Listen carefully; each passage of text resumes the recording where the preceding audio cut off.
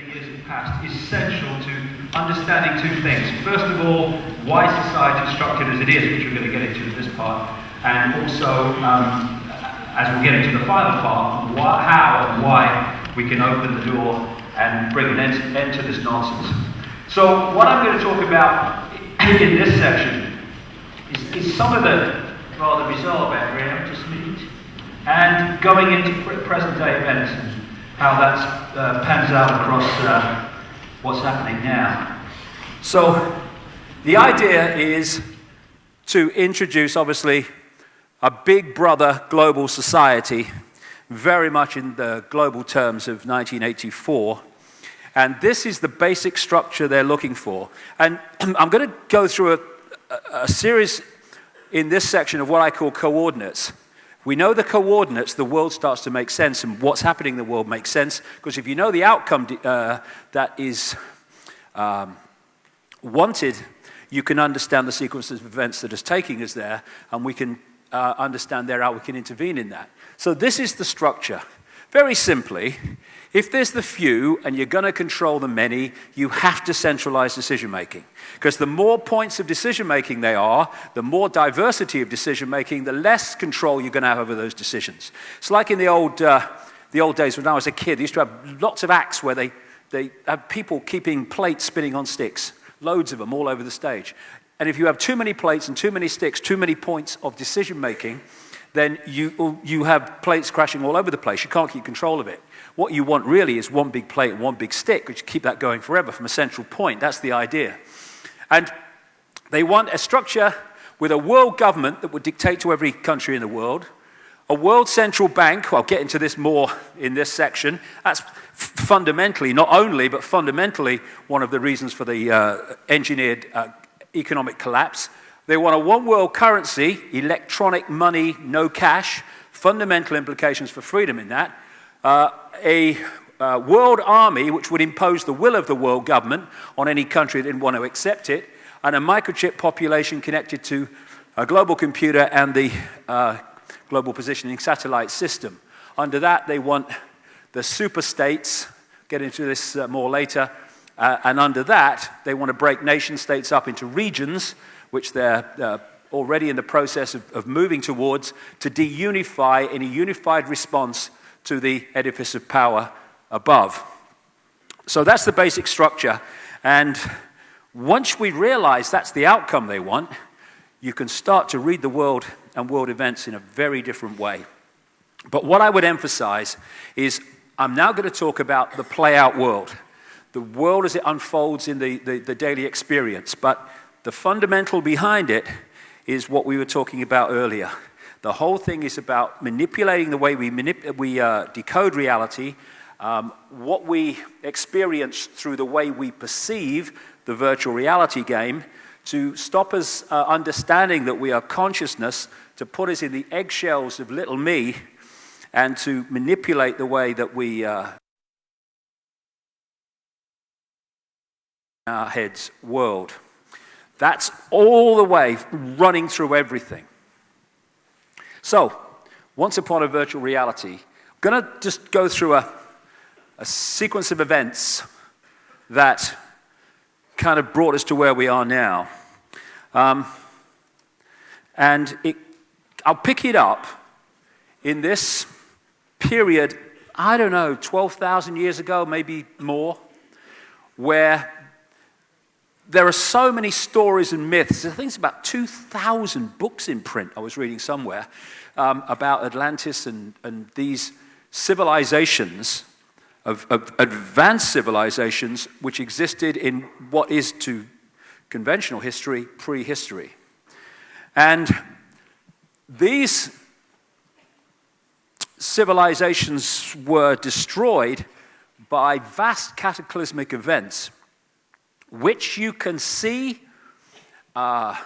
recorded in the ancient texts and verbal histories of every single ancient culture. Of course, the famous one in the Bible is the Great Flood and all that stuff, but that is mirrored in ancient cultures all over the world. This great cataclysmic period of geological and upheavals, and volcanic upheavals. And there's a very good book called When the Earth Nearly Died, or The Day the Earth Nearly Died, where the researchers have looked at the myths, or what we call myths, of all these stories around the world of the great cataclysmic events, and then they've looked at the biological and geological evidence to see if it supports the stories in the myths. And it does, very, very compellingly. And, of course, like I say, Noah and the biblical story of the Great Flood is the most famous one, but you take that back to its origin, or at least one of its origins, and you go back into ancient Sumer long before, where the same story was told, but it's told everywhere. Now, 98% of what I'm talking about today is come from hard research. Where it hasn't, I'll tell you. And I'd got to a certain point of taking this back from the physical to trying to get an understanding of what was behind these cataclysmic events and actually what's behind this crazy world, which at one time was not crazy. Probably not that long ago was not crazy. Again, one of the other common themes is that before the cataclysmic events, there was what is often referred to as a golden age of great harmony and a great abundance, when it was almost like a utopian world. And then the cataclysmic events came and everything changed. And I was in America at a place called Sedona in Arizona about 2 months ago. Well, maybe less than that anyway, not that it matters. And I went into this, shall we say, other state of consciousness. For many, many years, I've been going into coma-like states where it's just like unbelievably deep, and sometimes it takes a half an hour, 45 minutes to come out of them very, very slowly. But what suddenly happened in the last few weeks since the turn of the year is I'm going into these deep states, but I'm holding consciousness when I go there. And what happened to me as I went into one of these states just a few weeks ago, I never talked about this before, funnily enough, and this kind of voice started talking to me about what the cataclysmic events were all about and what this situation in the world is all about. And I can only give it you and take it as you will. And what it was that at one point, well, actually, not just at one point, but up to the point where these cataclysmic events happened, the energy field of this Earth and further out was extremely harmonious, extremely balanced, vibrating in a very balanced, harmonious way. And this manifested down to the physical, into the decoded world, as a balanced, loving, abundant, sharing, caring society, which was vastly, vastly different to the way it is now. And what I was then shown, and what the voice referred to as the schism, happened. And what I saw, I found this picture on the internet, which kind of gives a feel for it. What I saw as this voice was talking about the schism was a harmonious energy field, and then through the center of it went this bright blue, like electrical charge, almost like lightning. And everything started vibrating in a chaotic way. And it called it the schism. And as this manifested down through the vibrationals into the decoded world, it manifested itself as a physical version of this schism, which was massive geological events, which not only transformed this reality, or this part of this reality physically in the way that's recorded by the ancients and through to the present day, but it fundamentally changed this reality mentally and emotionally because suddenly we were living in a chaotic energy environment which was being decoded into the physical, and suddenly the chaos and conflict of the schism was manifesting itself as chaotic and conflict and all the rest of it that started to come into the world. And the schism is what has created the schism within human society that wasn't there before. And as I'll get to in the third section today, there's increasing evidence that this schism, indeed this voice went on to say, this schism is now in the process of being corrected. And the other thing this voice said was, people need to understand in relation to this that every single thing is conscious. Some things more conscious than others, but everything has a consciousness. And in fact, the phrase it used was everything has a self-awareness, everything has a self-identity. And it was saying that this schism has a self-identity. It's consciousness. So it has a self-identity. And its self-identity is one of what we would call evil, but what in real terms is fundamental imbalance, loss of harmony, loss of connection to what we would call in the first part of this presentation, heart consciousness. And so this energetic imbalance has become holographic imbalance in the way that it's decoded. Another interesting thing is that, again, I'll come to this part again in the last section with something else, but before the schism, the energy in this reality was so harmonious, so in tune with the human form, and so much more powerful that we didn't eat food. We lived off the energy, everything, because what is food? It's just holographic energy, that's what it is. And we consume food, we're consuming energy. We used to live off the energy. Some people even today, it's very, very difficult today because of the energy environment compared with what it was, still live off what they call prana. They live off energy, they don't eat food. And what I come to understand is that when this energy changed and our ability to get sustenance from energy without food changed, we needed to bridge that gap. We needed to bridge that difference between the energy as was and the energy that replaced it in a much less powerful way, and to bridge that gap for the energy requirements of the body computer was to eat food. This also applied to what we call the animal kingdom. What it was saying was, before, there was no law of the wild. That's not how it was meant to be. You know, we live on a planet that's a bloody killing field. Everything is killing everything else and living off the demise of everything else. And crucial to that is the need for the predator to eat the predated. And so you have this conflict, this fear, where, again, adding massively to the fear as a expression of this schism energy, you've got animals all the time, and humans come to that too, but animals all day are in fear of predators. It's a constant experience of fear.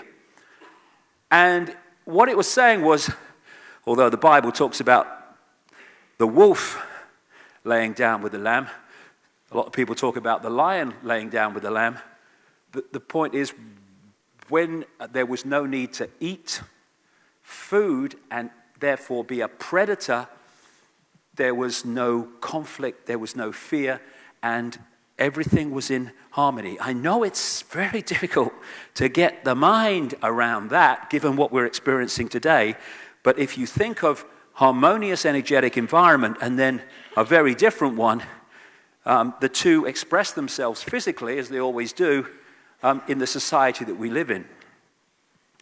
So when these great cataclysmic events were taking place, people of advanced knowledge started to move before and after into other parts of the world. And they took with them this advanced knowledge. And as the world started to recover from these great cataclysmic events, certain societies in different parts of the world that were far more advanced than in other parts of the world started to appear. They started to appear based on this original knowledge that was global, which had now started to remanifest in a lesser way in isolated communities in these parts of the world particularly. And when you look around the world, you can see how the original knowledge in so many ways expresses itself in different ways, but it's the same knowledge in different societies, because the knowledge got fragmented and then went its own way in these, for a while, isolated societies, and so got expressed in different ways. But it's the same knowledge. Credo Mutwa, my friend, the Zulu shaman in South Africa, he threw the bones for me a couple of times. These are carved bones, which the symbols represent something, and he brings the basket, you put your hands over the basket. What are you doing? You're putting your energy field into the energy field, because everything's energy. We're decoding it into a physical, like a bone or something, but actually it's energy. You're putting your energy into the bones. And those symbols, by what they represent, carry a frequency field of what they represent. And therefore, they lock into your energy field in certain ways where they sync with things that are happening in your energy field. So then you throw the bones, and where the bones end up is decided before you've even thrown them, when they're in the basket, because of the energetic, magnetic connections that have been made there. Then you throw them, and then they become like a symbolic, to one who knows what they're doing, a symbolic picture of what's going on in your energy field. And people like Credo Mutwa look at the relationship of different things to each other, and they read them in that way. But the point I'm making is when he did that for me, I thought, it's just like throwing the rune stones in another part of the world. It's just like the tarot cards in another part of the world. Same reason. The reason you pick that tarot card out and not that one is because of the energetic connection you make to that one, because that symbol represents something within you. It's all energy. It's all magnetic energy connecting. And also, as these advanced peoples moved into these different parts of the world, one being Atlantis civilization and the other one Mu, or Lemuria as it later became known to some people, they took, indeed before the cataclysms and after, they took this advanced knowledge and built these fantastic structures that some of which we'd even struggle to build today, because they were operating on a level of knowledge that is not available in the mainstream today, though we get there. This is Peru, where because mainstream history, it's like primitive, less primitive, less primitive, less primitive, us. There's no like, hey, it could be not quite that simple. And when you go to these advanced times, way, way back, you see fantastic structures. These are hundreds of tons, these stones, and you couldn't put a cigarette paper between them. Primitive people built them, read it somewhere. Then you've got the Nazca lines in Peru, which were only seen in their entirety, these insects and birds that are created by scoring away the topsoil and revealing the white below in one continuous line. And some of them were only seen in their entirety in modern times when people were flying over them at 1,000, 2,000 feet. And this is a key area of the world in terms of that re-emerging knowledge after the cataclysmic time, sometime afterwards too. And these are the ancient societies that were more advanced than so much of the rest of the world. And there's a common theme that you find among these ancient societies, along with the cataclysms and stuff like that, and that is of an interbreeding between what clearly appeared to be a non-human race and humans to create hybrid bloodlines. Now, this, of course, is the most famous one. It's in the Bible. There were giants in the earth in those days, and also after that, when the sons of God came in unto the daughters of men, and they bare children to them. The same became mighty men, which were the old men of renown in Genesis. But that basic theme of an interbreeding between a non-human race and humans creating a hybrid bloodline is found all over the world. It's found in this area of the world, which in terms of the bloodlines that are in the positions of power today, is very, very significant. This area of Sumer, which became Babylon in what we call Mesopotamia, and the land between two rivers, and of course, what do we call that today? Iraq. Now, the invasion of Iraq was for many reasons. Oil, yes. Control, yes. Multi-reasons. It's very rarely for one reason. But another reason in that package was because that land we now call Iraq is very historically significant to the bloodlines that in the modern world are behind things like the invasion of Iraq, also Egypt and the Indus Valley culture. And this particularly is very significant in terms of the way the world is controlled today. Sumer, which became Babylon. And again, you have the stories from thousands of clay tablets that were found in Iraq and have been translated. I call them the Sumerian tablets. And they talk, like all these others around the world, of this interbreeding between non-humans and humans to create this hybrid bloodline. I'm going to go too much into this because there's so much about the present day I want to get through in this section. But these bloodlines, these hybrids, became the elite. They claimed to be, one of their terms was demigods, part human, part gods, as these non-human groups were perceived to be, because they had abilities to do things because of their advanced knowledge that made them appear godlike. And the old, ancient, recurring theme of the divine right to rule, which is what? The right to rule because of your bloodline, because of your DNA. We have a head of state, you have a head of state, same one, in Buckingham Palace, who is only head of state because of her bloodline, because of her DNA. If she had a different DNA, she might be cleaning the throne, not sitting on it. That's how ridiculous it is. So even today we have this still running. And in the background, among those that control banking and business and media, we seriously have it running. It's just not official like it is with the official royal families. And these demigods, these hybrid bloodlines, were the ones that ended up in the positions of royal power, and they fought among each other like crazy. For instance, even in China, the emperors claimed the right to be emperor because of their connection to what they called the serpent gods.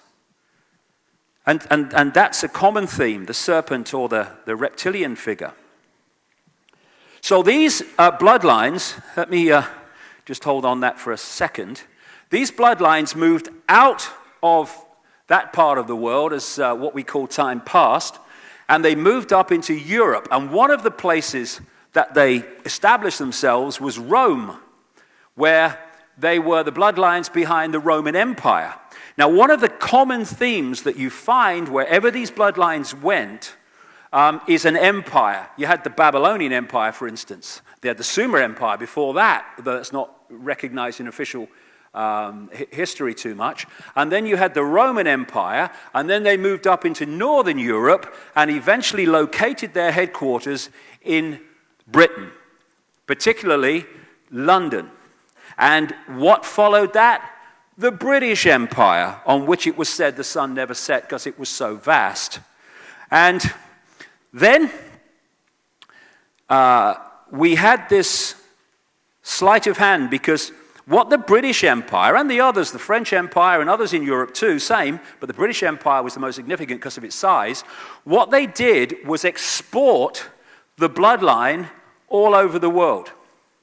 And, crucially, I'll get to this later, the secret society network, which follows the bloodline, to manipulate it and its representatives into positions of power to control the societies they target. So what we had when the colonial empires apparently on the surface broke up was global Babylon. Because what happened on the surface, the colonial powers gave independence to the countries like Australia and America and stuff like that. But in truth, what happened was the bloodline and the secret society network stayed in those countries and have gone on controlling those countries ever since, from a central point in Europe. Overwhelmingly London, but there are other places in Europe too, where the very significant centers of power for this bloodline network. And there's two types of control. There's a control you can see, touch, and taste: communism, apartheid, fascism.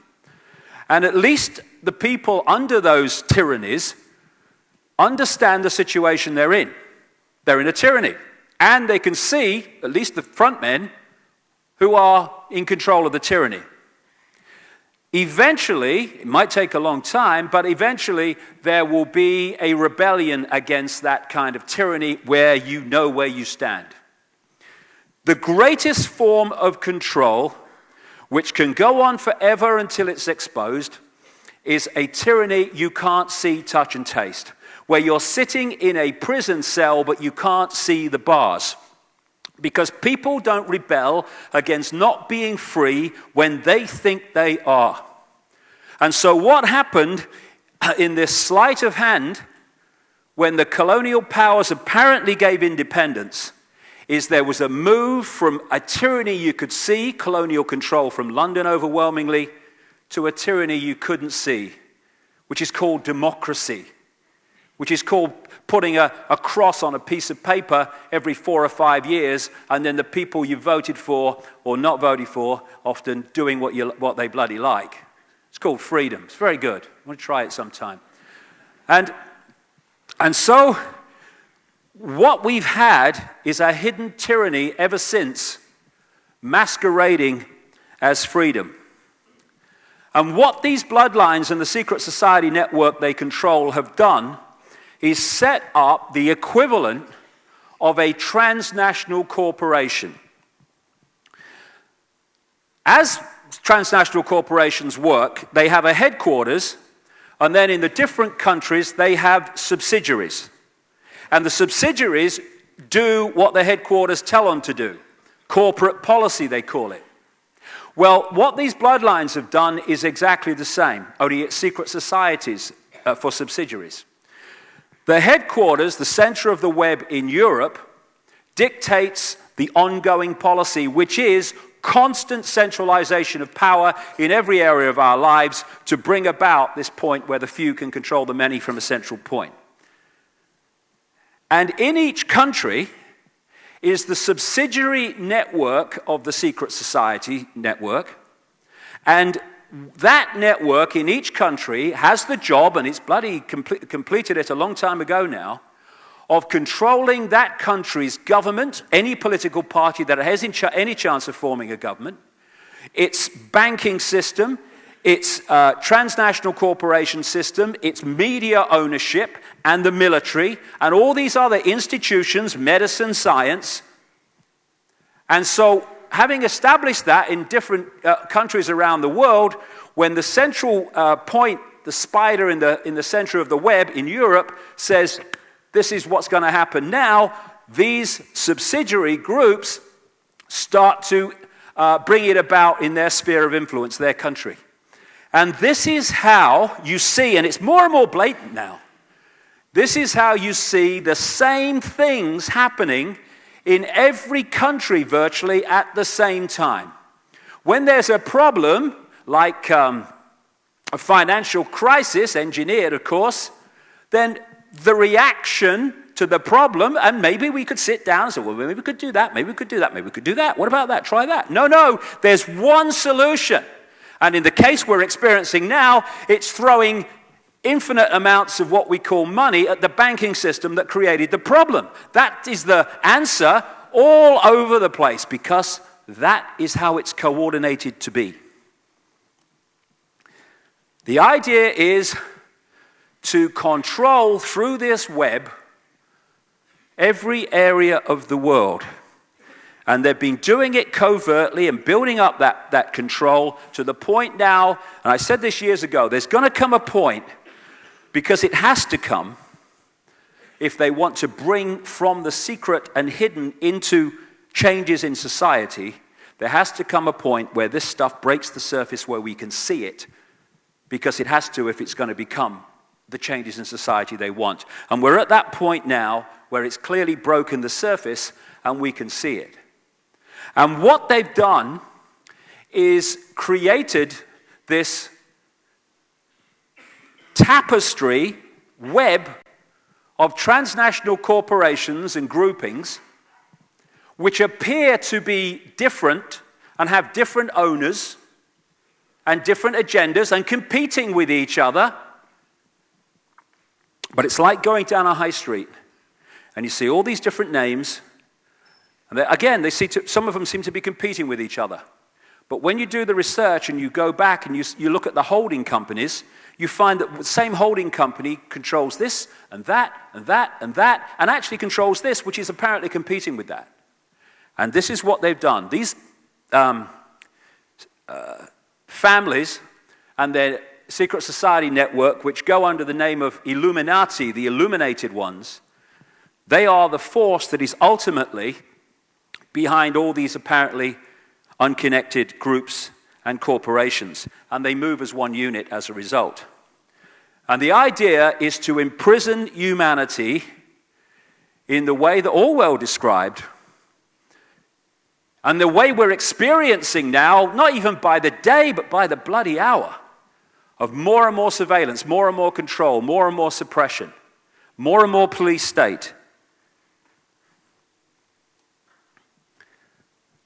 And in doing so, manipulating the way we perceive reality, so we, as the external world moves in on us, the internal world moves in on us, and we become less and less of who we are. So, let's get real bloody bizarre now. If you've never seen my stuff before, it's time to leave.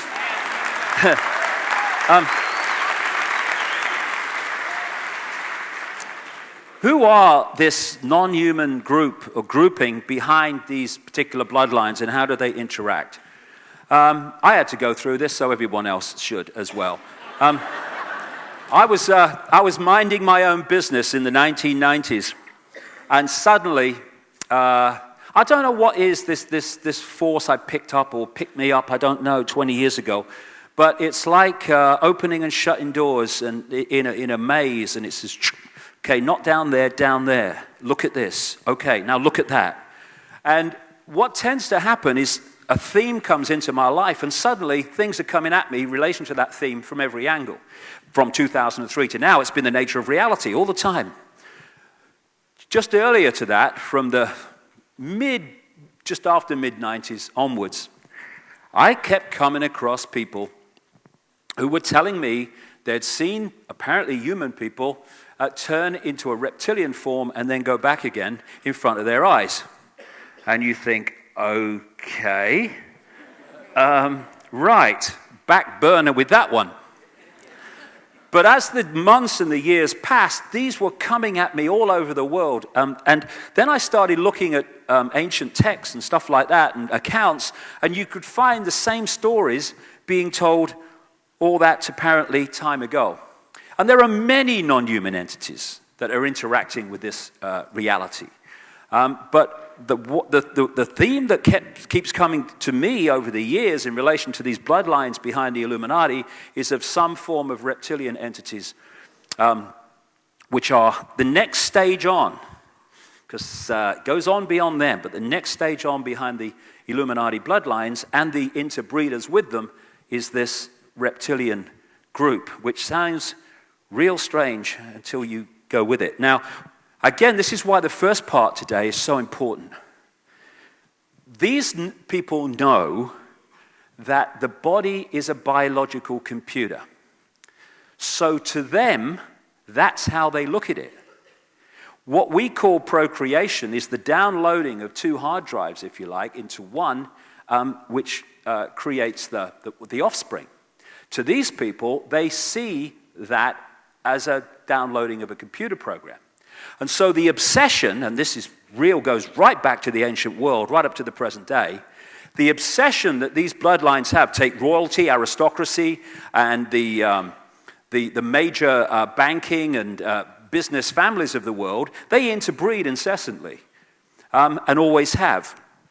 And it's because, from their point of view, they are holding a software program, which is what? Information. It's a state of being. And when you interbreed that, these hybrid bloodlines, with the general population, that, to them, unique software program, computer program, starts to dilute very, very quickly. So what they're trying to do is hold that software, hold that information within the computers by interbreeding with each other. The oldest form of religion and worship so far established is serpent worship. It's massive. It goes right back. 70,000 years ago is the oldest evidence in South Africa of serpent worship. And after I'd written a book called The Biggest Secret, when I introduced this for the first time, I went to speak in South Africa, and I met this man, Credo Muchwa, who contacted the organizers of my event and said, I want to talk to this man. So I went to see him, and I spent days with him in the end. And he first said to me, he said, Mr. David, he said, how do you know about the Chitahuri? And I said, well, who are they? He said, they are the children of the serpent, the children of the python. That's what Chitahuri translates as. And he told me that when the colonial powers came into Africa, as everywhere else, they targeted the shaman and the carriers of the ancient knowledge and the ancient history of that area, and in his words, they milked the minds of the shaman and then killed them. So to keep the knowledge alive, the shaman streams started to create their own secret societies with horrendous initiation rituals to make sure you really wanted the knowledge, and they carried it underground so it would survive. Because what the colonial powers wanted, in other words, these bloodlines behind the colonial powers, they wanted to destroy as much of the ancient knowledge as possible, because then they could impose their own version of history, which would write out what they didn't want people to know. So what is he now, 90? Crikey. 60 years ago, nearly, he was initiated into these secret societies in South Africa, and that's when he learned about the Chitahuri, and he's gone on learning ever since. That is a painting. He's a brilliant man. He's a library on legs. That's one of his paintings of one kind of the Chitahuri, as he calls them. There are many different types, as there are different types of human. And he showed me this, what he calls the necklace of the mysteries. It's mentioned 500 years ago in accounts. He reckons it's at least 1,000 years old, and he calls it a necklace. You put it on your shoulders. Oh my God, it's so heavy. And he sits there for hours with it. I don't know how he does it. And what he does, because he's the official storyteller of the Zulu nation, what he does is use these symbols to tell the story of Africa, the people of Africa. And right at pride of place at the front is a human woman and a very clearly non-human man with a big willy in come and get me mode. And interestingly, he says that was originally gold. And then someone stole it, and they couldn't replace it with gold, so they replaced it with copper. But then again, this is southern Africa. You go to North Africa, and one of the key foundation stories and myths of ancient Egypt is of the golden penis of Osiris. And the more and more that I see this, these are symbolic of this bloodline, of this connection, this hybrid bloodline connection. And what Credo was saying, yeah, I used to go out with someone like that. It was good. That's the lady, and here's the guy. Now, he doesn't look very reptilian. I pointed that out to him, and he said, "This is the story. The Chidahori when they were manifesting openly in some areas, said, 'You must never portray us as we really are, otherwise death.' So he said what people did is they portrayed them as clearly not human in various ways, but not actually as they really looked. Although if you go one stage back from Sumer, in the same area, which was the Ubaid culture, which preceded Sumer in Mesopotamia, now Iraq, you do find in the graves of Ubaid graves, there have been found very clearly representations of reptilian mothers and babies and all the rest of it. This is a symbolic image by Neil Haig of this hybrid bloodline, which has we all have, and I'll come to this, we all have reptilian genetics, very, very serious reptilian genetics within the body hologram computer, but these hybrid bloodlines have much more reptilian genetics, and therefore have much more of the reptilian genetic personality, if you like. And around the world, again, it's like, have you seen that new car? No, and you see them everywhere. Again, once this reptilian thing came into my life, I started to realize just how much reptilian imagery there is everywhere, all over the world. And the ancient myths and stuff like that of the Nagas in Asia, the people who were said to be part reptilian, part human, and could move between the two. And the many images you find portrayed of this coming together of earth women and this reptilian race, and part human, part non-human, and all the rest of it. These are just a few examples that have been sent to me from around the world, but crikey, there's loads and loads of them that portray the same basic symbol of, again, fighting the snake, fighting the dragon is all part of it. And of course, one of the key stories in the Bible is of the serpent in the Garden of Eden, which, when you read that story in the way it's portrayed, absolutely changed the way that humans acted and saw themselves in the world. You see the symbolic way that it's talked about. And I was on a Christian radio station in America a few months back, and they said, "Oh no, serpents," and all that. I said, "Well, hold on a second. Do you think that if you believe the Garden of Eden story," and again, the Garden of Eden story told in different ways using different names, you can find that all over the world as well. Same recurring theme. And I said, "Do you really think that if you believe it to be, that the serpent in the Garden of Eden was a snake on the ground? Could you think it could be that could be symbolic of something?" And it's just another example of the reptilian symbolism all over the place. And when you look at the castles and the stately homes of these bloodlines in the aristocracy, and also in the churches as well, and they're behind them, and they were behind the building of them, then again, you find these what we call gargoyles that have a reptilian feel about them. And the coats of arms of so many of these aristocratic families carry the dragon in various forms.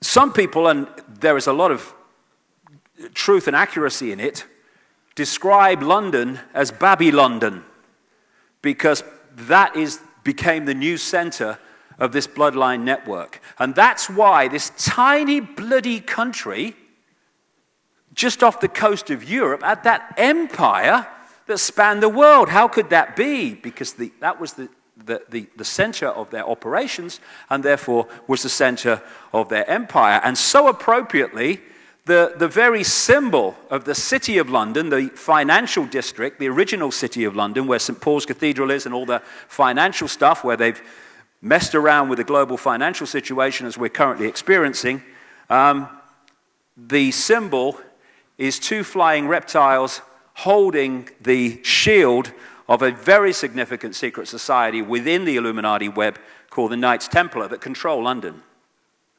Here it is. Very appropriate, and I would suggest not without coincidence, or not coincidence. When you pass into the City of London from the main urban sprawl of London and stuff, you pass these flying reptiles on each side of the road holding this Knights Templar shield. And the district of the City of London, which controls so much of world finance, runs into what is known as the Temple in London, which is named after a Knights Templar temple. And at the point, and that's where so much of the global, not just British, but the global and certainly the Commonwealth law network is controlled from. At the point where those two meet, the City of London and the Temple, is this flying reptile at the center of the road at a place called Temple Bar. And then when you look at the recurring themes of dragons and reptilian monster figures in myths and stories, they go on and on and on. And of course, the whole basis of the Chinese culture and many of the Eastern cultures is of the dragon. And yes, things like ley lines were symbolized as dragon lines and all the rest of it, but that's not the only explanation for it.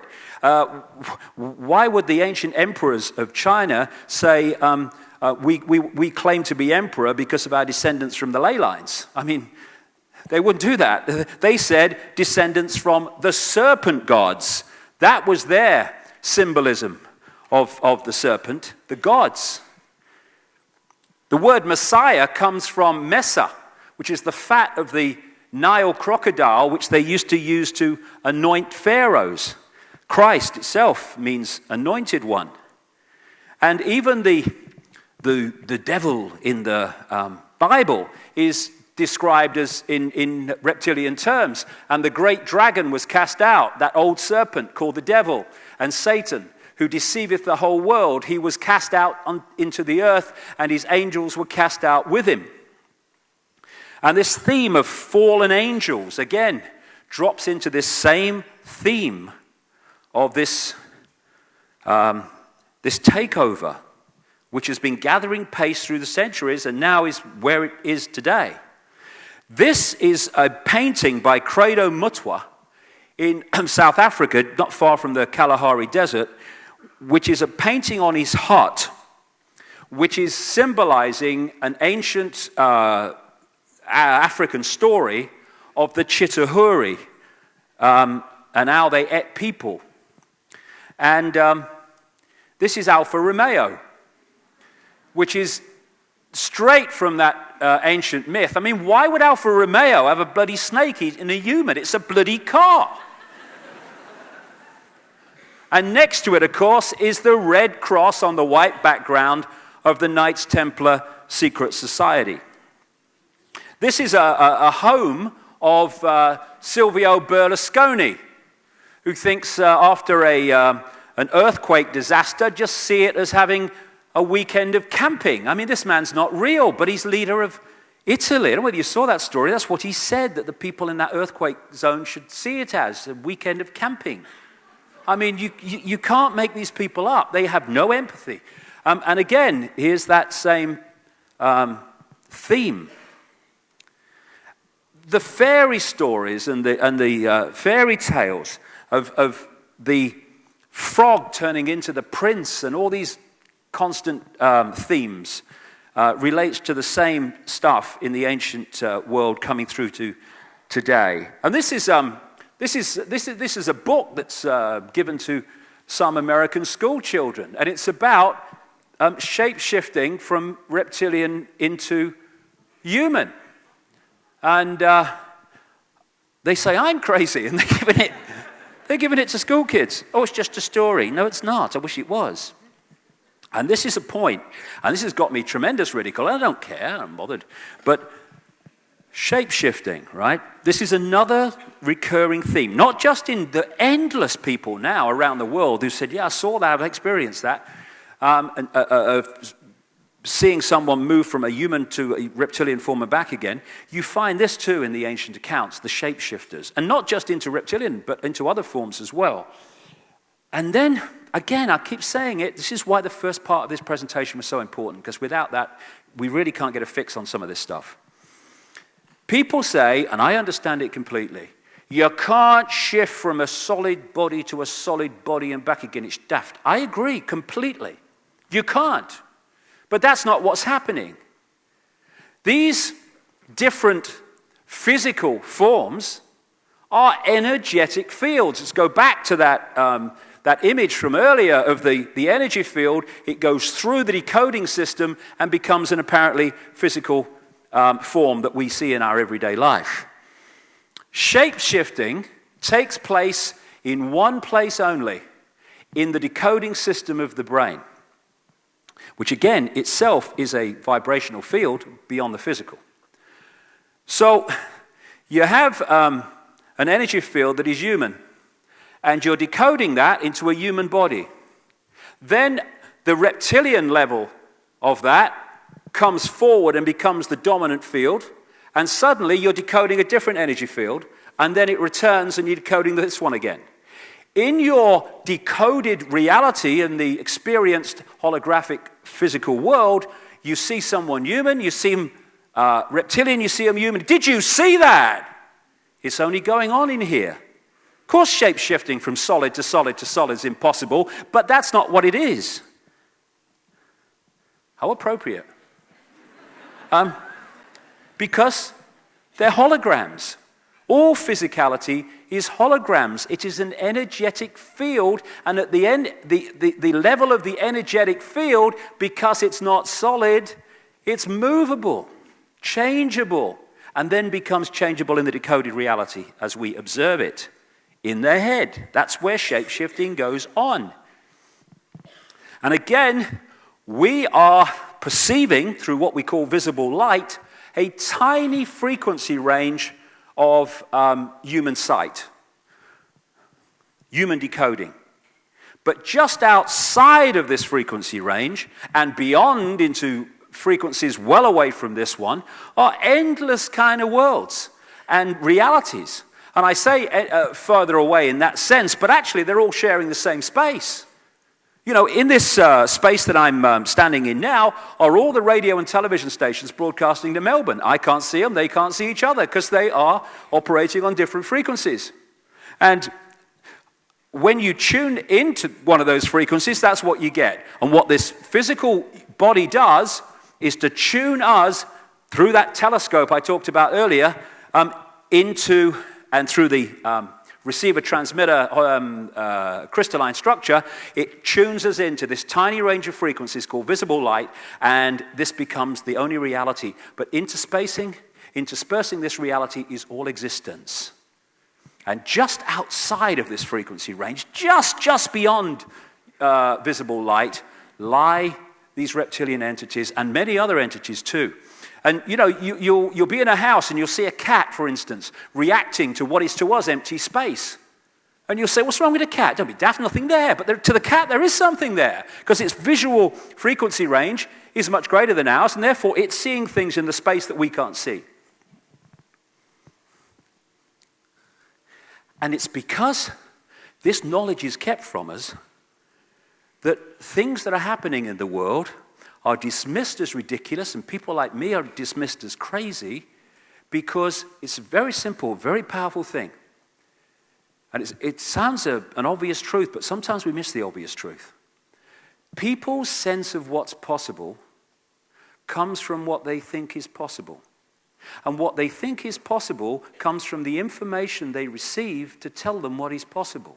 If you suppress the knowledge of what is possible, you suppress their perception of what is possible, and they will laugh in the face of the truth and say it's impossible, when actually if you understand to a greater level than the mainstream allows you to understand, you realize not only is it possible, it's perfectly bloody logical.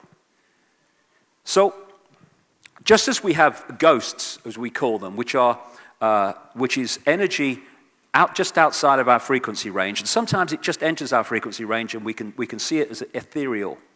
Whereas if it was absolutely on our frequency range, it would look as solid as you and me. It's like a radio station not being quite on the dial. You don't get a sharp reception, you get interference. And in the same way, these reptilian entities lock into these bloodlines and take over their mental and emotional faculties. I've talked to many psychics around the world who have the ability to go further out than the norm in terms of their decoding of sight. And they, many of them have told me how they've seen not just reptilian entities, but other entities too, non-human, who are what they call overshadowing humans as they observe them, and locking into these bottom two chakra points here, the base chakra and the one just above. And what they're doing, because the body's a hologram, is they're locking into that human energy field, and they're taking over its mental and emotional processes and perception processes. Now, let's go back. There you go. Oh yeah, we'll come to that in a sec. It's all about vibration and vibrational compatibility. These reptilian entities are vibrating to a certain frequency. Humans are vibrating to another frequency. What the hybrid idea is about is to infuse as much of this frequency, because that's what it's all about in the end, frequency, because that's the base prime reality of the hologram. It's to infuse as much of this frequency into this frequency to make them as compatible as possible, to allow this age-old recurring theme right up to the present day of possession to take place. And it's much easier to possess something that you are in vibrational resonance with, or much closer to it, than something that's very much further out. And so these hybrid bloodlines basically are there to create the vehicles that these reptilian entities just outside of this frequency can then take over. And they are manipulating this world through apparently human bodies, when if you could see further out, you would see anything but a human overshadowing these people that are in the positions of power. So these guys, I found this picture on the internet, it's very appropriate. These guys are basically empty shells. And they are vehicles to, I'm not saying every one of these are, but I think most of them are from what I'm looking at. But the basic theme is the people in positions of power are merely vehicles for something else that is in control of their faculties and control of their mind processes. So we have the advisors in the shadows within this reality, who really are in control of the people who appear to be in power.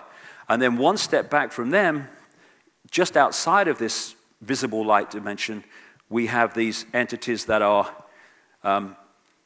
calling the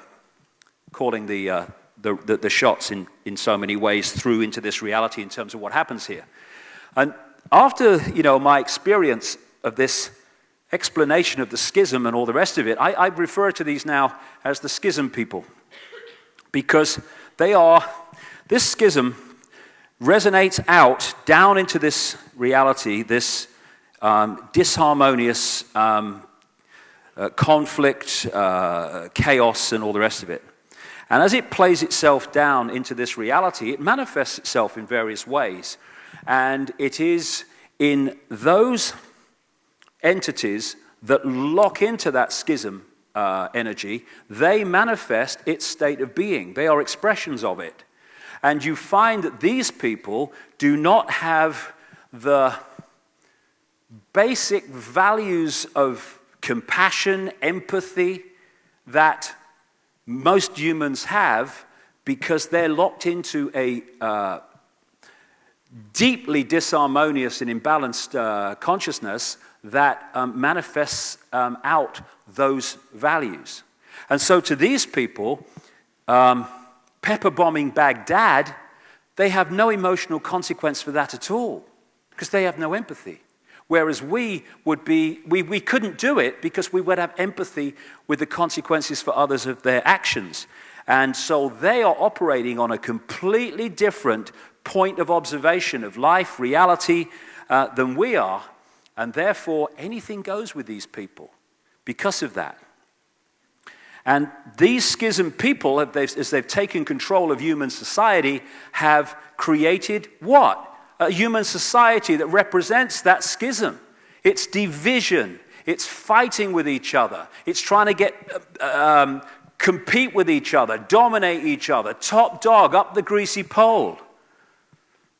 They're all manifestations of this basic energy disharmony. And so it goes up the levels from the human up through eventually to this schism energy. And all these things are manifestations within the decoded holographic world of the state of disharmony of this energetic schism, which has affected life in this reality, this part of it anyway, so fundamentally. So you have these reptilian entities, I'm sure other entities too, but the reptilian thing keeps coming up, who take over the thought process and mental processes. And we see the human when we decode that energy field of human, but behind it is something looking very different. Someone sent me this picture. It may be just a play of the light, but it's symbolic of what so many people see. Some people see full body shifts. Talk to those people all around the world. But what seems to be the common theme more than anything is the eye shift, where they take on a reptilian type straight down pupil instead of the round one of the human, very much symbolized by this. And a few weeks ago, a scientist friend of mine called me and said he'd been chatting to an acquaintance of his who's just been doing, I don't agree with it, but he's just been doing research into iris scan technology, which led him to look very closely at 2,300 eyes as part of this research. And his friend didn't know anything about my stuff at all. He was just in a conversation, and he said that around 4% of the eyes that he looked at very closely appeared to be of reptilian type and appearance, which is maybe about the percentage we're looking at. Someone sent me this with Father George Bush. I don't know. I think that's, again, a play on the light, almost certainly, but so symbolic, because I know a number of people have seen this guy shift. There's a magazine. It's called 40 Times or something. A few years ago, they ran this front page picture, taking the mick out of me. And I said, thank you very much. That's just very symbolic. I love that. Thanks very much. And so you find a few of these pictures on the internet now as it gets around. Hey, there you go. And one of the things that I've looked at very closely over the years, particularly towards the end of the 80s and early across 2000 and so, are the mind control projects and the satanic ritual abuse projects to help people who've been through that. And the number of times when people have been through satanic ritual abuse and all the rest of it, that they talk about in reptilian terms about what they experienced. And these were some pictures drawn by someone who went through satanic ritual abuse of the kind of things that she remembers from what happened in the rituals. And again, the reason the therapist sent these to me, with the person's permission, of course, was because she was constantly drawing reptilian imagery, because that's what she experienced in the ritual. And if you remember Rosemary's Baby, that film of the 60s, which was directed by Roman Polanski, and shall we say he should bloody know, with Mia Farrow, and she was manipulated by a satanic family to be impregnated, to give birth to this child, and at the end of the movie, when you saw briefly the child in the crib, which was a hybrid, it had reptilian eyes very clearly. And Like I say, Roman Polanski should know. So this theme of possession goes way, way back through history, and it's possession through, overwhelmingly in this case, vibrational compatibility because of this interbreeding. There you go. Good old tone. So they're talking about him being the first president of Europe now. Crikey, it gets worse, doesn't it? Mr. Fake Smile, Mr. Fake Emotion. One of the things I've noticed about these people, and when I was in the Green Party years ago in Britain, I saw a number of British politicians close up, and you see their dark eyes, and you see something else. Their eyes and their face don't talk the same language, as I call it. You know, it's funny how people are famous or infamous for their massive smile, like Obama and Blair. But when you see the big smile, look at the eyes. Hillary Clinton's a classic. The big smile, the eyes never smile. Cold, steely eyes. But what's behind these people? Just a touch vibrationally out of human sight, behind the painted smile.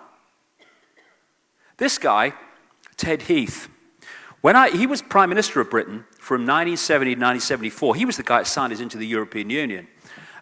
Major person involved in the Bilderberg Group and various other things. And I wasn't into any of this stuff at the time. I was a national spokesman for the British Green Party. And I was asked to go and speak on this election program on Sky News years ago, back in the 80s, 89 it was. And I arrive, and the lady takes me into this makeup room, and we go through the door, and it appears to be empty. She says, someone will be along in a minute, and walks out. So I sit down in the chair, I'm looking at the mirror, and I catch someone just to my right. And I look across, and it's this bloke who'd just been interviewed on the program, and he was sitting there waiting to have the makeup taken off. So, you know, cheery bloke. I said, oh, all right, mate, nice to meet you, nice to meet you. And no word was spoken by this guy in the entire experience. He sat there looking at the mirror, and when I said hello, he turned his chair and he looked at me. A very strange look. And his head never moved once he turned it. Then his eyes started at the top of my head. I went slowly down my body, real slowly, to my feet, and then went back again, and then turned and looked at the mirror. And all I could say, looking back, he was scanning me. The thing was, though, when he was scanning me and I was looking at him, all his eyes, whites as well as everything else, went completely black. And what I found since is a few things. First of all, this guy was seriously into Satanism, was a major Satanist in Britain, and child abuser. I put it in my books while he was dead now, but I put all this in my books while he was alive. And a journalist rang him and said, you seen what this David Icke bloke's saying about you? And, oh, he must be mad. And that was the end of it, because it was true. I talked to many people he abused. And the other thing that I found after I had this experience, and I got into this stuff after 1990, are the stories around the world of the black-eyed people, of which the same story is told. These people's eyes go completely bloody black. And you know, when we look at each other, we make what we call eye contact. But when I was looking into Ted Heath's eyes, there was no point where there was any contact. I described it to my family when I got home. You never believe what I've just experienced with Ted Heath. I said to them, it was like looking into two black holes. There was no point where there was a contact. And what I understand now, I was looking through the physical human energy field into that which was behind him, that which you never see. So we all thought these people, and if we could see not that far beyond visible light, we'd see something overshadowing these people that is very different to the way they look. Oh, I love that. Hey.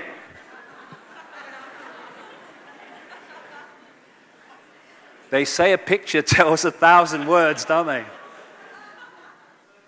Oh, yes. And that's the other thing. And, you know, what are the British royal family famous for? Emotionless behavior towards their offspring and stuff. And you find that a lot with these, not always. And again, you know, I'd throw this away, but the thing that I've more and more begun to kind of understand, or at least go in that direction, seeking more understanding, is that because we live in a digital reality on one level. You know, you've seen these adverts, where the digital adverts now, where they put in famous actors from the past, from movies, and they put them in with modern actors in adverts and stuff. They don't do it so much now, but a few years ago it was very popular. And the real best ones, you can hardly tell the bloody difference, even at that level of technology. The level we're talking about in terms of the reality and the manipulation of the reality is light years beyond anything that we have here. And you know, they talk about sentient programs in the Matrix, and the woman in the red dress who appears to be absolutely like everyone else, but is actually just a digital insert. More and more that I understand this, I'm sure there are vast numbers of digital inserts around, and I think a lot of them are these people, actually, that are just vehicles for these other entities just outside of human sight to run this reality. And it seems to me there are three types. There are those that are digital implants. There are those people in the world who are conscious and have the potential to connect to consciousness, but are stuck in mind, which I talked about earlier. And there are those, and thank goodness they're an increasing number as this awakening goes on, who actually are in this reality, but are connecting to levels of awareness beyond it. And that's where the change lies. Oh, Neil Haig knocked this out as a bit of a joke. The red dress bloodlines of the digital implants, maybe. This guy, Carl Sagan, what time is it? We're obsessed with time. I'm not doing too bad. This guy, Carl Sagan, the cosmologist, he wrote in great detail about the impact of reptilian genetics upon humans. And human behavior. And he wrote this book, The Dragons of Eden, going back to history and the talk of dragons and the reptilian and stuff, but also the reptilian genetics that is within all of us. Fundamental part of the human body, the human hologram, is reptilian genetics. And as this guy said, understanding the reptilian background to the human body, or the human being as he called it, is to understand so much about human behavior. The oldest part of the human brain is called the R complex by scientists, short for reptilian brain, because of the reptilian input that we've had in our body development. Now, there are other parts of the brain that balance out the characteristics of the reptilian brain, but if you have an infusion of greater reptilian genetics, you are going to have, obviously, a greater infusion of the characteristics of the reptilian genetics. And this is mainstream science when they're talking about the reptilian brain. From there, we get primitive emotional responses, cold-blooded behavior, and territoriality, as they call it. This is mine. I own it. I control it. A desire to control. An obsession with hierarchical structures of power, aggression, might is right, winner takes all, come from the reptilian brain. And they are absolutely the characteristics of the Illuminati families. Also from the reptilian brain, we get the survival responses, and on that level they're very good, things like fight or flight and all that stuff that gets you out of danger. So, the more we can be put into a sense of survival in our perception and state of mind, the more we are locking into that reptilian part of the brain, and that's the kind of stadium that these people understand more than any other. And we're being locked into that all the time as we are manipulated to fear not surviving in endless ways. Not just fearing not surviving in terms of life and death, but fearing not paying the mortgage at the end of the month, fearing of having a house foreclosed. They all lock you in to a sense of needing to survive. And the other thing that these entities do is feed off human energy. And to feed off human energy, they have to pull humans into an energetic state that they can feed off. If you're in a state of harmony, they can't feed off it because never the twain shall meet vibrationally. So they pull us or seek to pull us into a state of disharmony, of stress, of fear, of conflict, of aggression, of anger and all the rest of it, because that's pulling us into an energetic state that they can then feed off because that's their energetic state. And they seem to operate in what an astrophysicist friend of mine called Giuliano Conforto calls interspace planes, which is like a neutral zone between dimensions, where you need to, as she puts it, find a source of energy, because there's not a natural source of energy there on the scale that there is within a fully fledged reality dimension, whatever you want to call it. And I said to Credo Mutwa, do you have anything in your culture that relates to interspace planes, these neutral zones? He said, oh, yes, he said, we call them the heaven between heavens. He said, that's where the Chitahuri are. And so that takes them so close to visible light and the reality that we're experiencing. And what they're doing is feeding off human energy by manipulating us into an energetic state in which they can feed off, and also to keep us in mind and not open to consciousness. Years ago, last time I came to Australia, I had a strange experience. I spoke in Sydney, and afterwards I was introduced to this Freemason who said he was 33rd degree or something. He wanted to meet me, and because he wanted to know how I knew what I knew. He said, how do you know that? You're not supposed to know these things. So anyway, I met him, and he said, I said, I'm a good Freemason, he said. I'm trying to fight some of the bad things. I said, okay. He said, if you come to Canberra, he said, I'll show you around Canberra, and I'll show you the Freemasonry imagery. So, okay, I'll go. So I went to Canberra, and I met this guy, and he showed me all around the Parliament building and all the street plan around there and all the rest of it. And then he took me into the War Memorial, the War Museum Memorial in Canberra. And my God, it is a blaze with Illuminati and reptilian symbolism. And when you go into the part where the unknown soldier grave is, on the four corners and the pillars are depictions of soldiers, men and women, and then you've got the light coming up from the top of their head going up, and you've got a reptilian figure sitting above that, almost policing the connection to out there, and this satanic symbolism and all this stuff. And when you look at the sponsors of the War Museum, a number of them are like a who's who of the Illuminati in Australia, according to this guy. Anyway, I'll tell you what he said to me. He said, we need to get you some money. I said, what do you mean? He said, yeah. He said, we need to get you some money to fund what you're doing. I said, well, hold on. I said, how are you going to do that? He said, we'll give you a credit card. I don't know who we was. He said, we'll give you a credit card. I said, well, how will that help me? He said, well, we fixed the computer system so no matter how much you spend, it never registers. He says, that's how we get our money, right? So anyway, I thought, I'm not sure about that in the least. And we said goodbye. He said, look, I've got lots of things to tell you. And never heard from him again. Disappeared from the face of the bloody earth. He's still around in Australia, I'm sure, but there you go. So this interspace plane is one of the kind of stumbling blocks energetically, which is trying to manipulate us from getting connected to the full nature of who we are.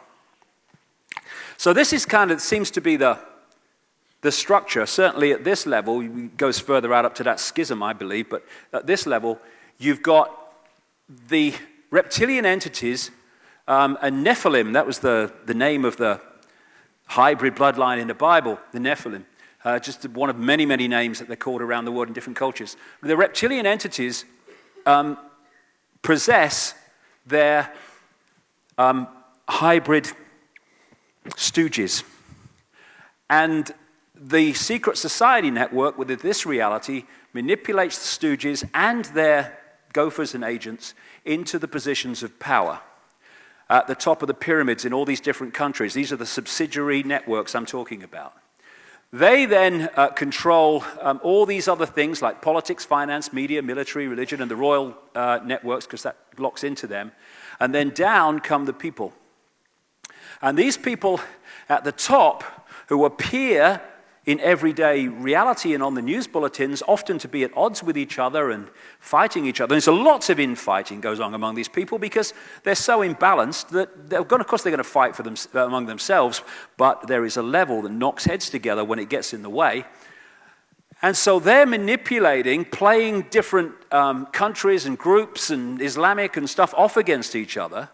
And if you notice, the people that declare the wars never bloody fight them. These people go off like silly sods and fight them. And these people who have nothing against these people, but those people tell them they should, and all the rest of it, and the people fight among themselves, creating great stress, great disharmony, energy to be absorbed, and all the rest of it, because they're manipulated by the tiny few into this stuff. I mean, if George Bush, had been in Iraq when the first bullet was fired, he'd been under a bed in Houston when the second bugger went off. These people do not fight the wars, they just declare them. We fight the wars, and if we stop fighting the sodding wars and came together, we've made the whole system completely impotent.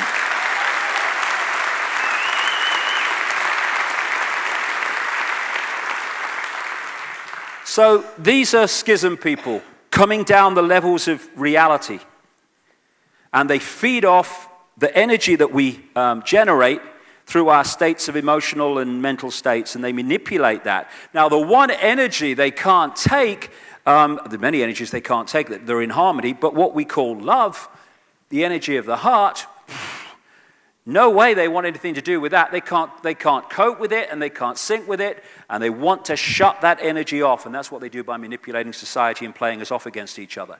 There's a guy called Mr. Emoto, a Japanese researcher I spent a long time with, spent a whole weekend with once in London. We actually wrote a book together, funnily enough, just not writing, but just talking and it all being translated. And he's famous for filming water crystals where he has put the water in contact with various vibrational states, and indeed just writing love on the side of the container, or hate, or putting a mobile phone on it, or whatever. And what he then does is, and I've seen his laboratory and stuff in Tokyo, he freezes it very, very quickly. And what is then captured in the water crystal is the vibration of the love written on the side, because you write love, generates love, if that's the motive of writing love. Hate, all the rest of it. So that is what a water crystal exposed to words of love and appreciation looks like. This is what a water crystal looks like when it's exposed to hate. Now, that's the world before the schism. This is the world afterwards. And it's this energy that represented by that crystal that these guys want us to produce, and the operations, the level that they operate on themselves.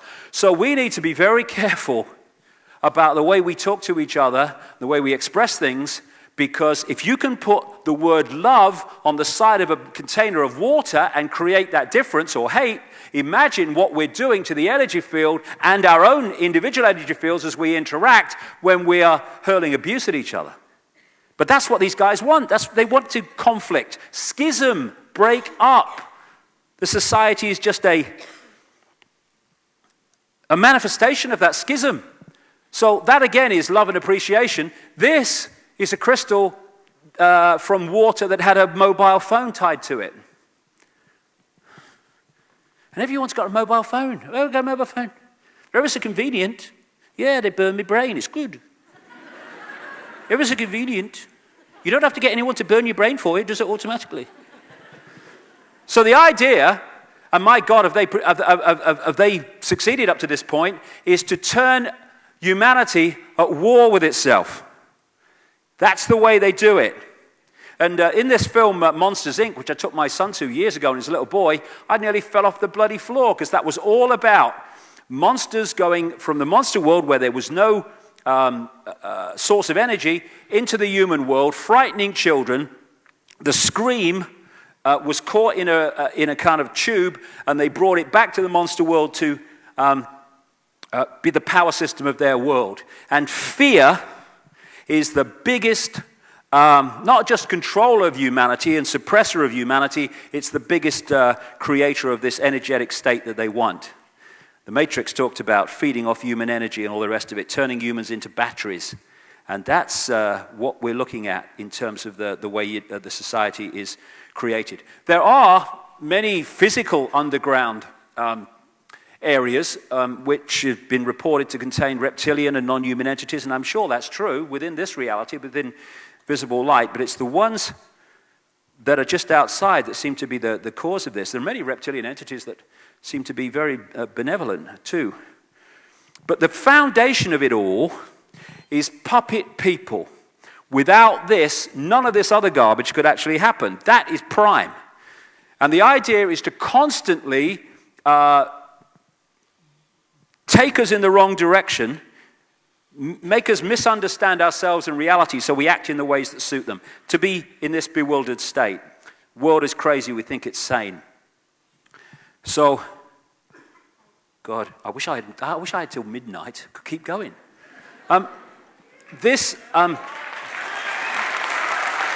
So much, it all connects. So, it seems to be a bewildering world. And totally chaotic. And on the play-out side, it does seem to be like that, yes. But it's not really, if you take a step back. And the key thing that I try to get across all the time are what I call coordinates, key coordinates. Once you have these coordinates, the crazy kind of complex, what's it all about world starts to take on a serious level of clarity. How a few control the world? Pyramid power. The idea, if you look at the way they've structured society, both collectively and individually, whether it's a school or a university or a government or a corporation, they structure them as pyramids. And on a collective level, they have, it's that thing here. I've been told I have to be very careful here or I'll shut the whole thing down. That's really good, isn't it? They make a piece of technology, and right next to the laser pointer is a button that will shut the whole thing down. I never went to university. But, okay. This opens the door and this activates the nuclear weapon, okay?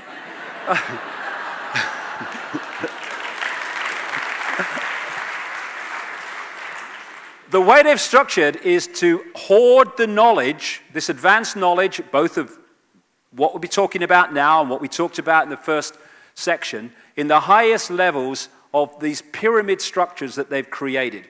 Every organization virtually today is a pyramid. You've got the few at the top who know what the game's really about, and as you come down from those few, you meet more and more and more people in these different structures, but as you go down, they know less and less and less about what the organization's really about. They're just going in, making their contribution, and going home. They don't know how their contribution locks into this contribution and that contribution, again, all innocent in and of themselves, to create anything but an innocent picture. Only they know that. So what they've done is hoarded the knowledge, not least through the secret society network, and they've sucked as much of that knowledge out of circulation as they can. And their nightmare now is it started to come back. Too bloody bad. Guys, it's about time. And this guy, Albert Pike, who was a Freemasonic god in America in the 1800s, Sovereign Grand Commander, Mother Supreme Council of the World, and all this stuff, they love their titles, these people. Pathetic. And he wrote this. This was in a book for Freemasons. Fictions are necessary to the people, and the truth becomes deadly to those who are not strong enough to contemplate it in all its brilliance. In fact, what can there be in common between the vile multitude and sublime wisdom? The truth must be kept secret, and the masses need a teaching proportional to their imperfect reason. That's what they do, is hoard the advanced knowledge and give us a fake version of reality. And this is the structure which shows, and I'm probably being bloody optimistic where I put these people. These are the levels of presidents and prime ministers and head of NATO and stuff. This is where, within the bloodline network and the shadow people right at the top, You never see. This is where the real power is. And these people who appear to be in power are actually just vehicles to introduce what is decided there into mainstream society. George Bush is a classic. Oh, there he is, synchronicity. He's the next one. So people said, George Bush is big brother. What? You can't tie his shoelaces. No, he's not big brother. He's just a front man. And if you are in the public eye as a president and prime minister, you are by definition a front man. They don't put their key people there. They put gophers there. They might be in on it, a lot of them, and some of them don't. They're just manipulated, and some of them just want power and will do anything necessary for it. So they'll say, we'll put you in power if you do this. Okay, and so they'll become prime minister or president. And so now it's no different. This guy reads teleprompters better than George Bush did, but apart from that, policy is pretty much the bloody same, hidden by rhetoric. And in every country, including Australia, Britain, everywhere, you have overwhelmingly two parties, usually, that have any chance of forming a government. And so people think, we're going to change to them now, we'll change to them now. But the same force controls both sides, so whoever's in power is a representative of this force in the shadows. As some people say in America, don't vote, it only encourages them. I've not voted for years, it's a waste of time. Do you want this mask on the face or do you want that mask on the face? No, thanks. I'll go home, thanks, have a cup of tea. Do a lot more good than voting for either of them. This guy, David Roskopf, is a former managing director of Kissinger Associates, notorious Illuminati company, and he wrote this book last year called Superclass, in which he talked about a power elite that was making the world, but it was a cover story. It's becoming so blatant now that a few are running the show that this was a book to divert people away. Oh yes, there is an elite, but they're not connected, they're just loosely because they all don't. Oh, shut up. It's fundamentally controlled, man. Go away, take your check, leave me alone. And so this is how they've structured global society, of a series of pyramids within pyramids within pyramids, like Russian dolls, one inside a bigger doll, inside a bigger doll, inside a bigger doll. And so in the end, all these different pyramids of media, banking, politics, education, media, religion, all the rest of it, intelligence agencies, the pharmaceutical industry, all of it, they all are pyramids, and eventually they all answer to the same pyramid peak, which are these Illuminati families. And through this structure, they can put down from that point the same policies of incessant centralization of power and other changes in society, which here, as we experience them, seem to be coming from unconnected groups and institutions and places of society, when if you go to that point, they're all coming from the same point, and that's why it's so coordinated, and that's why now it's happening so quickly, because it's so coordinated. So what you have is one force manipulating in the play-out world of the daily experience, often apparently people in conflict with each other. It's all a game, it's all a mind game. This is the movie I talked about earlier, and this is the secret agenda that manipulates the movie to manipulate human perception in the same way that we've seen here in that image. And these people, in the end, are just puppets of this force. And like I say, I'll just go back on that one, but only quickly.